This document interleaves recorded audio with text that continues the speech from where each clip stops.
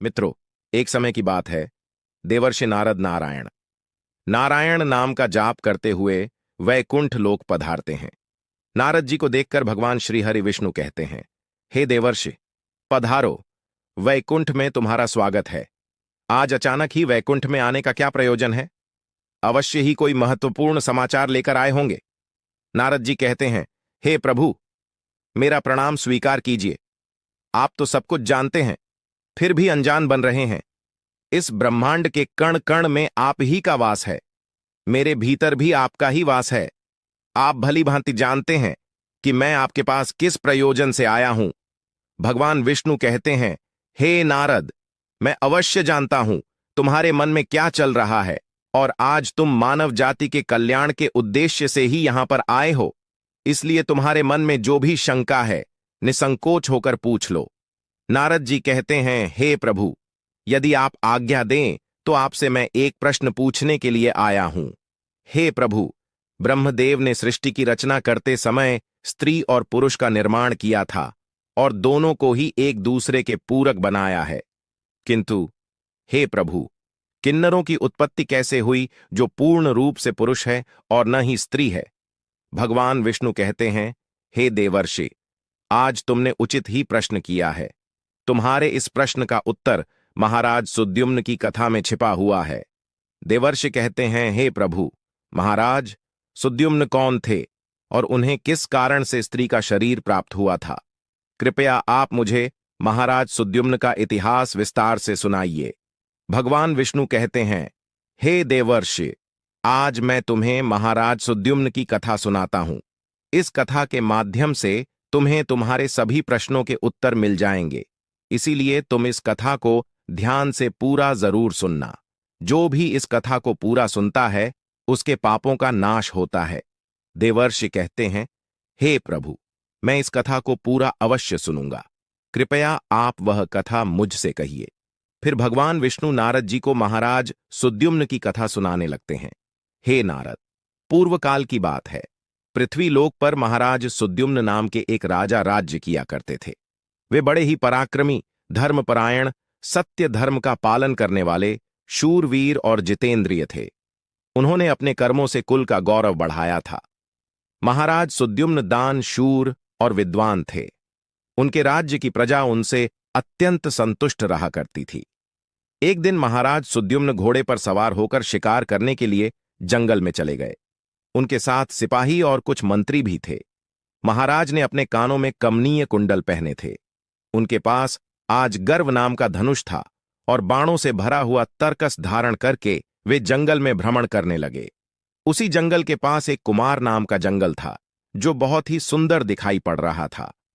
वह वन दिखने में तो अत्यंत सुंदर किंतु भयभीत करने वाला था।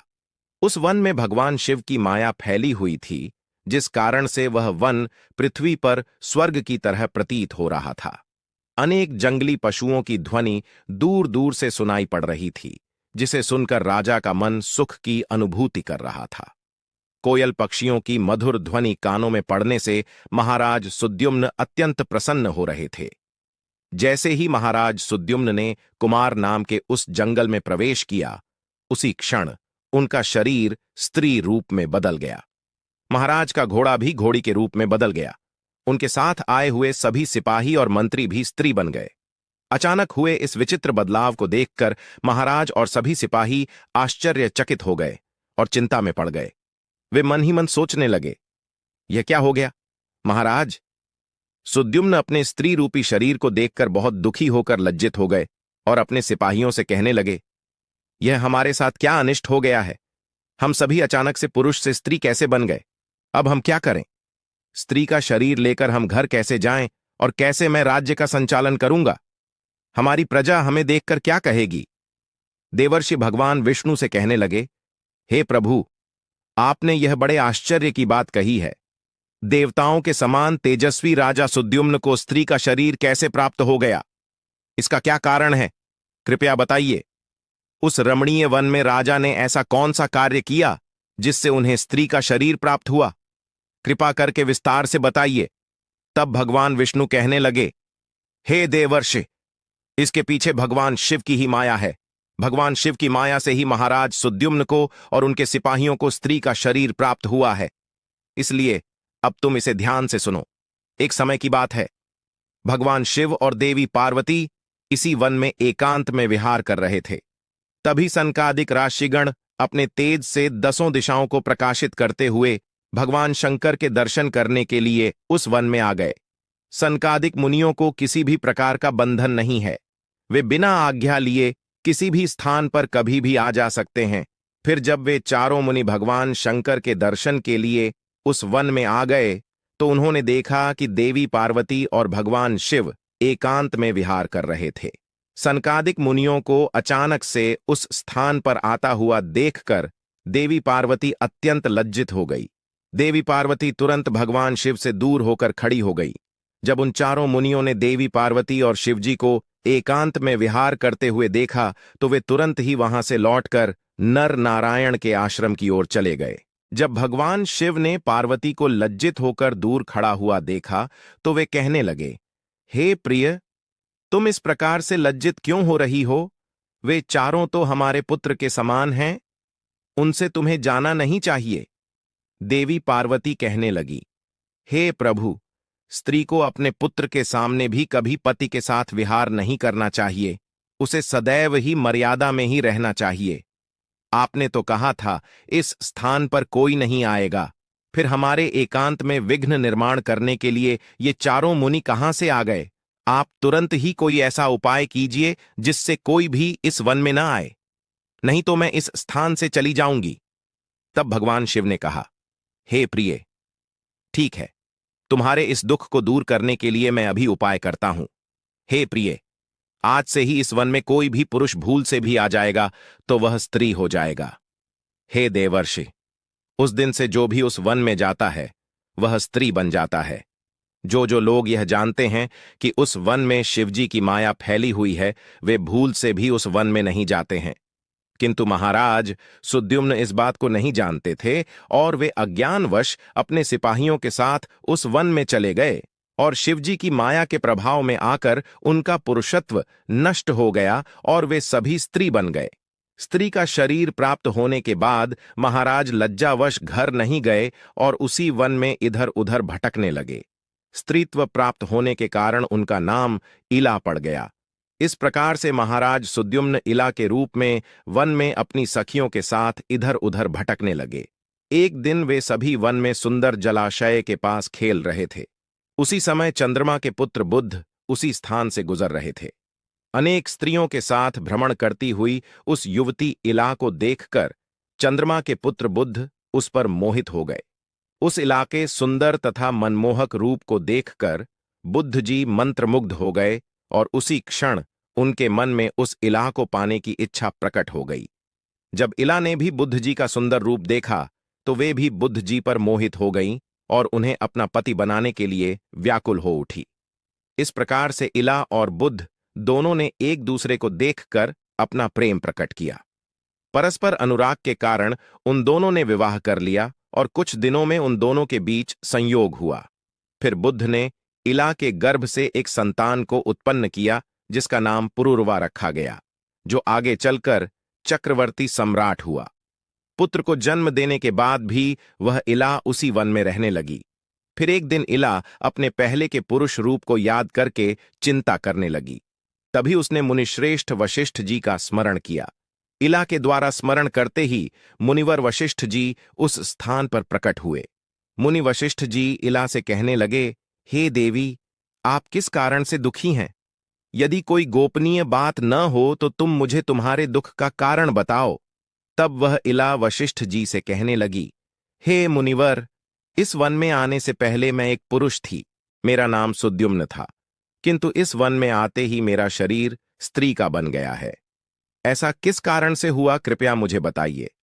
तब मुनि वशिष्ठ जी कहने लगे, हे देवी, शायद तुम नहीं जानती होगी, इस वन में भगवान शिव की माया फैली हुई है। उन्होंने इस वन को ऐसा श्राप दिया है कि जो भी पुरुष इस वन में आएगा वह स्त्री बन जाएगा।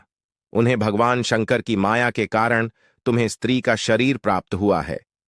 फिर वह इला कहने लगी, हे मुनिवर, कृपा करके मुझे मेरा पूर्ववत शरीर प्रदान कीजिए।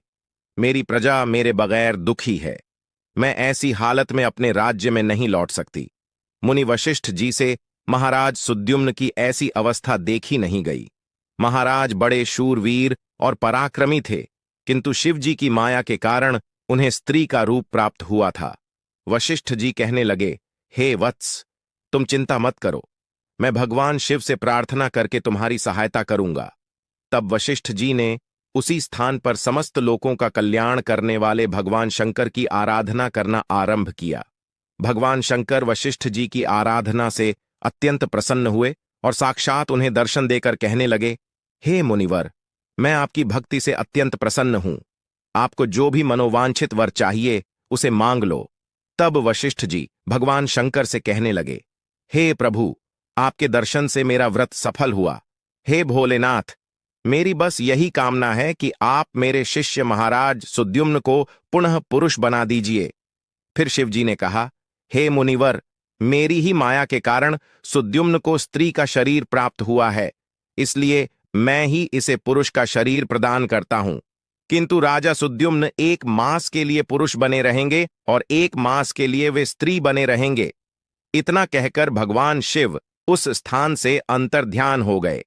इस प्रकार से वशिष्ठ जी की कृपा से और भगवान शिव के आशीर्वाद से महाराज सुद्युम्न को 1 मास के लिए पुरुष का शरीर प्राप्त हुआ और वे अपने राज्य में लौट गए और सुखपूर्वक राज्य करने लगे। जब महाराज पुरुष के रूप में होते तो वे अपने नगर में जाकर राज्य किया करते थे, और जब वे 1 मास के लिए स्त्री के रूप में होते तो वे वन में आकर ही रहने लगते थे। महाराज के ऐसे विचित्र व्यवहार से उनकी प्रजा त्रस्त हो गई और वे पहले की तरह महाराज सुद्युम्न का सम्मान भी नहीं करने लगी। इधर महाराज के स्त्री रूप में रहते हुए बुद्ध से उन्हें जो पुत्र प्राप्त हुआ था, जिसका नाम पुरूरवा था, वह जवान हो गया। तब महाराज सुद्युम्न ने उसे अपना राज्य सौंप दिया और वे सदा के लिए वन में रहने के लिए चले गए। वन में जाकर महाराज सुद्युम्न अपने स्त्री शरीर इला के रूप में तपस्या करने लगे। फिर उन्होंने देवर्षि नारद जी से नवकार मंत्र की दीक्षा ली और देवी पार्वती की उपासना करने लगे। अनेक वर्षों तक उस वन में रहकर उन्होंने उस मंत्र का जाप किया और देवी को प्रसन्न कर लिया। तदनंतर भक्तों का उद्धार करने वाली जगत जननी भगवती पार्वती ने उन्हें साक्षात दर्शन दिया। उस समय देवी सिंह पर आरूढ़ होकर उनके सामने खड़ी हो गई। देवी को अपने सामने खड़ा हुआ देखकर इला ने उन्हें नमस्कार किया और उनकी स्तुति करने लगी। हे जगत जननी, मैं आपके चरण कमल की वंदना कर रही हूं। कृपा करके मुझे इस शरीर से मुक्ति प्रदान कीजिए। तब देवी ने उस पर प्रसन्न होकर कहा, हे इला, आज तुम्हें स्त्री शरीर से मुक्ति मिल जाएगी और तुम परम पद को प्राप्त कर लोगी। देवी के इतना कहते ही इला ने अपने शरीर का त्याग किया और परम पद को प्राप्त कर लिया। महाराज सुद्युम्न के परम धाम को जाने पर महाराज पुरूरवा राज्य करने लगे। हे देवर्षि, अब सुनो किन्नरों की उत्पत्ति का रहस्य। महाराज सुद्युम्न अपने सिपाहियों के साथ उस वन में आए थे। उनके जो सिपाही थे वे सभी किन्नर बनकर सुमेरु पर्वत के पास जाकर निवास करने लगे। उन्हीं से किन्नर प्रजाति की उत्पत्ति हुई। तो दोस्तों, इस प्रकार से भगवान विष्णु ने नारद जी को किन्नरों की उत्पत्ति का रहस्य बताया है। उम्मीद है आपको यह कथा पसंद आई होगी। वीडियो को लाइक जरूर करें और कमेंट में जय श्री हरि विष्णु और हर